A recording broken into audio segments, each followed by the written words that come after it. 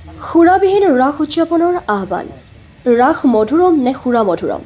ৰাস মানে সুৰাৰ সুগন্ধি নেকি? ৰাসক্ৰিয়াৰ তাত্ত্বিক দৰ্শন কি?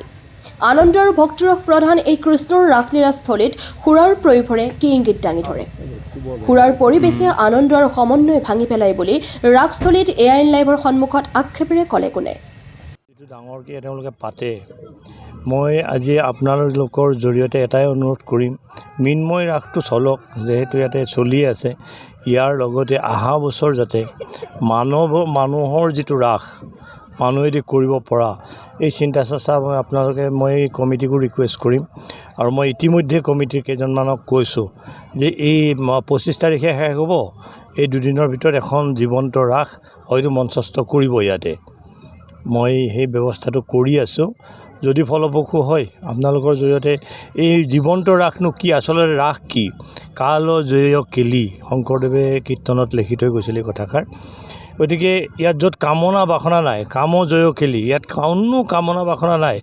সেইকাৰণে এই ৰাসখন উপভোগ কৰক। আৰু আপোনালোকৰ জৰিয়তে চবচে ডাঙৰ কথাটো মই ইয়াতে ৰাস মহোৎসৱলৈ অহা সকলো ব্যক্তিকে অনুৰোধ কৰিম, ৰাসৰ ৰস পান কৰিবলৈ যেতিয়া আহিব আপোনালোকে সুৰা পান কৰি নাহিব। সুৰা পান কৰি আহিলে ৰাসৰ পানটো নাপাব। কলাইগাঁও ৰাস মহোৎসৱস্থলীত উপস্থিত হৈ যুৱ প্ৰজন্মক লগত লৈ জীৱন্ত ৰাস মধুৰম অনুষ্ঠিত কৰাত কিয় গুৰুত্ব আৰোপ কৰিলে মাজুলীৰ কমলাবাৰী সত্ৰৰ সত্ৰাধিকাৰ জনাৰ্দন দেৱগোস্বামীয়ে?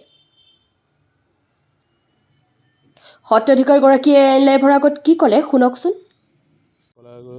কলাইগাঁৱৰ ৰাসত মই প্ৰায় 19 চনতো এবাৰ আহিছিলোঁ, কিন্তু আৰু দ্বিতীয়বাৰ আজি উপস্থিত হৈ নিজকে ধন্য মানিছোঁ। আৰু ইয়াৰ যি নতুনত্ব আছে বা ইয়াৰ আধ্যাত্মিক যিটো পৰিকল্পনা আছে, চিন্তা আছে, সকলো জাতি জনগোষ্ঠীক লগত লৈ এই কলাইগাঁও ৰাসখনে এক ঐতিহ্য বহন কৰি আছে। প্ৰায় 40টা বছৰ সম্পূৰ্ণ কৰিছে। আৰু আচলতে মই ভাবোঁ এইটো এটা আমাৰ কাৰণে শুভ লক্ষণ। আৰু বিশেষকৈ মই এটা কথা মানে ইয়াৰ যিটো মূৰ্তিৰ ৰাস হ'লেও বা মৃন্ময় যিটো পৰিকল্পনাৰে যিটো 40টা বছৰে তেওঁলোকে কৰি আহিছে, সিও এটা নতুন আছে। গতিকে এইটো মই ভাবোঁ ভৱিষ্যতলৈ যাতে চলাই ৰাখক। আৰু তাৰ লগে লগে মই ভাবোঁ আৰু কিছু পৰিৱৰ্তনৰ কৰাৰো প্ৰয়োজনীয়তা আছে। যাতে আমি এটা কথা কিন্তু মই ক'ব বিচাৰিম, যাতে আমি আধ্যাত্মিক চিন্তা চৰ্চাটোক বেছিকৈ গুৰুত্ব দি যাতে আমি আগুৱাই লৈ যাব পাৰোঁ ৰাসসমূহ, যাতে আমি সকলোকে কৃষ্ণময় সংস্কৃতিৰ পৰিৱেশলৈ নতুন প্ৰজন্মক লৈ আহিব পাৰোঁ, তাৰ যাতে প্ৰয়াস হওক। আৰু মই আশা কৰোঁ এই ৰাসৰ এই মাহাত্ম্য তত্ত্বৰ মাধ্যমেৰে সমাজখন যাতে সংস্কাৰিত হৈ সকলোকে আমি কৃষ্ণময় সমাজ এখন পাব পাৰোঁ, তাৰে আশা কৰোঁ। ভুৱন বনিয়াৰ এক প্ৰতিবেদন AIN লাইভ।